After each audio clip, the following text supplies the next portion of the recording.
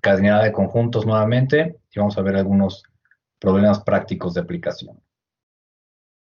Cuando hablamos de conteo de elementos, a lo que nos referimos es que queremos saber cuántos elementos exactamente hay en un conjunto o en otro. Ya habíamos visto que el orden en el que están incluidos cada uno de los elementos dentro de los conjuntos no importa. Lo que importa es que estén incluidos y que no se repitan. Para la cardinalidad, en este caso, sí nos va a importar la cantidad de elementos que hay en cada uno. Por ejemplo, vamos a definir los siguientes conjuntos. Sean el conjunto A igual a A, B, C, D y E, y el conjunto B igual a los elementos B, D, F y H. Ok, entonces, si yo quiero definir la operación A unión B, esto ya lo sabemos. Lo que vamos a hacer es unir todos los elementos que están incluidos en A con todos los elementos que están incluidos en B, sin repetir ninguno de ellos.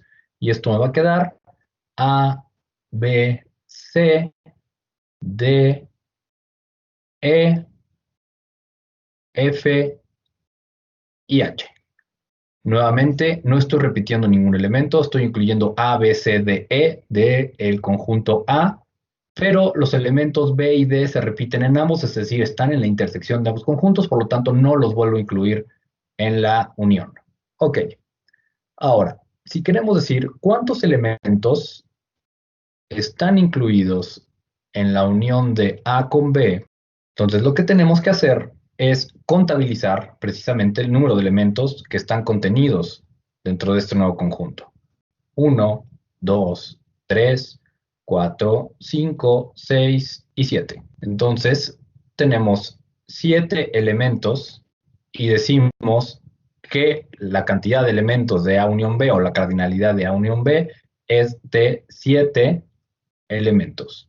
Si yo quisiera encontrar A intersección B, me quedaría un nuevo conjunto integrado por los elementos que se repiten en ambos conjuntos, en este caso el elemento B y el elemento D. Y por lo tanto, el número de elementos dentro del conjunto intersección va a ser de 2. Además, nosotros podemos decir el número de elementos del conjunto A va a ser 1, 2, 3, 4, 5 elementos. Mientras que el número de elementos del conjunto B va a ser de 1, 2, 3, 4 elementos. Con estos datos, yo ya puedo obtener claramente cuál es la cantidad de elementos que hay en la unión de ambos. Aquí fue muy sencillo porque únicamente tuvimos que contabilizar cuántos había, pero si yo quisiera aplicar alguna fórmula específica para encontrar este número de elementos, yo tendría que utilizar lo siguiente. Todo esto que acabamos de decir implica que el número de elementos en A más el número de elementos en B menos el número de elementos en la intersección de A con B nos va a dar el total de elementos en la unión. Y a través de esta fórmula tan sencilla vamos a estar encontrando el número de elementos en la unión de conjuntos. Esta fórmula puede aplicar para 2, para 3 o para n cantidad de conjuntos. Nosotros podemos obtener la cardinalidad también a través de fórmulas, a través de tablas o a través de diagramas. Si nosotros sustituimos los valores que ya teníamos en esta fórmula, por ejemplo, n de A es 5, n de B es 4, n de la intersección es 2, y entonces nos queda sencillamente 5 más 4, 9, menos 2, 7. Y este 7 no es otra cosa más que este mismo 7 que nosotros habíamos encontrado de manera manual. Entonces vamos a ver algún ejemplo práctico de para aplicar esta fórmula que acabamos de ver. Y vamos a ponerlo de esta forma. Aplicaciones. Supongamos que se realizó un estudio a 100 bebedores de café. 100 personas que suelen beber café de manera normal, tal vez todos los días. Y este estudio determinó que de 100 bebedores, de 100 personas a las que se les aplicó el estudio, 70 utilizan azúcar para su café, 60 utilizan crema para su café y 50 de ellos utilizan tanto azúcar como crema. Y nos preguntan, o lo que queremos saber es, ¿cuántos bebedores de café usan azúcar o crema para su café? Entonces, vamos a poner aquí los datos. Hubo un estudio de marketing, donde estudiaron a 100 bebedores de café. En este estudio, 70 dijeron usar azúcar para su café. 60 reportaron utilizar crema y 50 de ellos utilizan tanto azúcar como crema. Entonces, con estos datos, yo puedo especificar mis conjuntos como el conjunto A va a ser el conjunto de elementos X que pertenece al universo. Acuérdense, en este caso, ¿cuál sería nuestro universo? Nuestro universo va a ser el conjunto de 100 bebedores de café. Es muy importante definir nuestro universo correctamente, porque si no, no vamos a poder obtener los datos correctos. Entonces, nuestro universo aquí es el conjunto de 100 bebedores de café. No es el universo total de bebedores de café en el mundo, ni son 150, ni son 50 nada más bebedores, o 70 que solo usan azúcar, no, son 100 bebedores de café. ¿Ok? Ahora, dense cuenta que tenemos 100 bebedores de café en el estudio, pero si ustedes hacen la suma de los datos que les acabamos de proporcionar, no nos da 100, nos da 180. Entonces, perdón, el conjunto A va a ser el conjunto de elementos X, tal que X pertenece al universo, es decir, se encuentra dentro de los 100 bebedores de café, y X, tal que X usa azúcar. Ya definimos nuestro conjunto A y tenemos un conjunto B.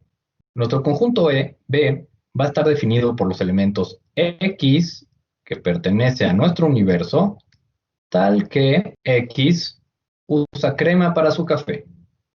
Ahora, aquí solo estamos definiendo dos conjuntos, A y B, azúcar, y B, crema.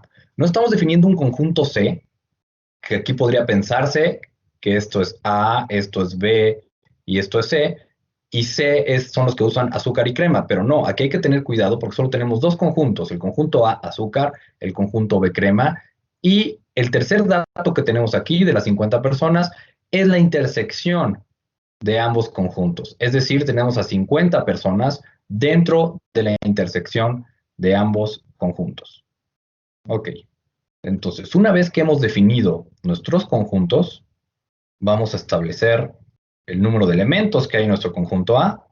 Y en el conjunto A tenemos 70 elementos. En el conjunto B tenemos 60 elementos.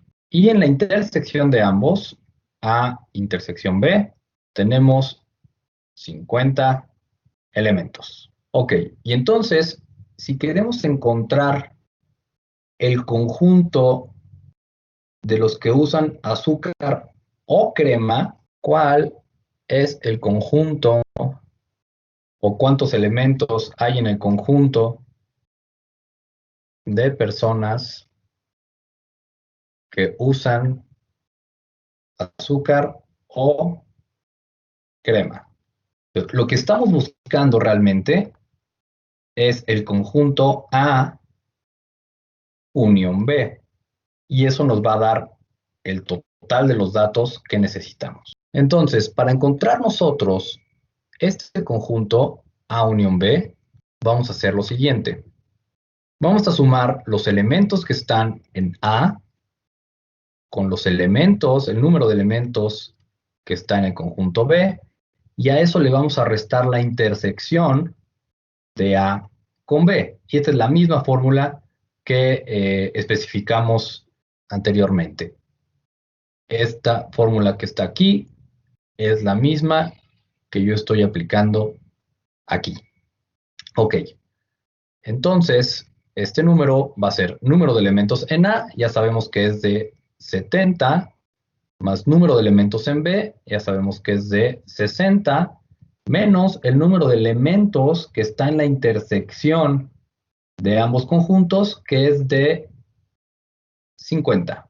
Entonces, 70 más 60 son 130, menos 50 me da un total de 80. En la unión de ambos conjuntos, que son las personas que usan azúcar o crema, yo voy a tener 80 personas.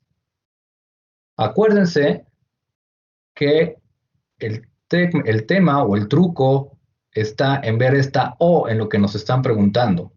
Si tiene una O, lo más probable, no lo más probable, lo seguro, es que nos estén pidiendo la unión de ambos conjuntos, porque esa es la definición de unión, que está en un conjunto o en otro conjunto.